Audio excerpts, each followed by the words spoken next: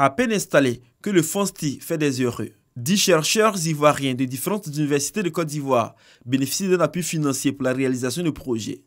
Et pour cette première session d'appel à projets, le FONSTI, Fonds pour la science, la technologie et l'innovation, a reçu 110 projets présentés au jury. Des projets de recherche scientifique et d'innovation susceptibles d'avoir un impact bénéfique sur le développement socio-économique et culturel de la Côte d'Ivoire. Et à travers ce projet que nous conduisons, l'objectif a consisté à réduire l'impact de ce charançon-là sur la productivité pour permettre une croissance, voire une productivité améliorée au niveau de la banane plantain. Certes, la Côte d'Ivoire n'est pas autosuffisante en riz, mais elle produit quand même une grande quantité de riz local. Alors par ce projet, nous voulons donc améliorer les circuits de commercialisation et de distribution afin que les Ivoiriens puissent se familiariser à la production locale.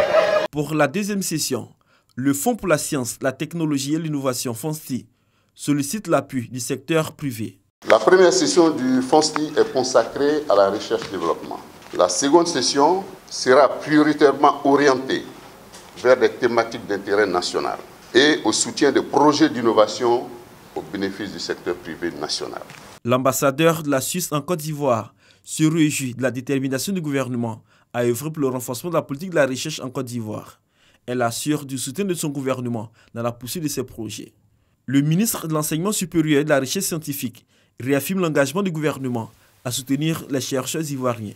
Nous avons donc besoin d'une recherche scientifique dynamique et performante qui produit des savoirs utiles au développement économique, social, environnemental et culturel de la Côte d'Ivoire.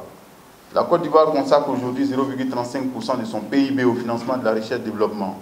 Nous sommes encore loin du 1% recommandé par l'Union africaine et très loin des pays de référence. En attendant les 1% du budget national pour redresser le secteur de la recherche, les 10 lauréats de cette session ont reçu des chèques allant de 11 millions à 34 millions de francs CFA pour une valeur globale de 192 millions de nos francs.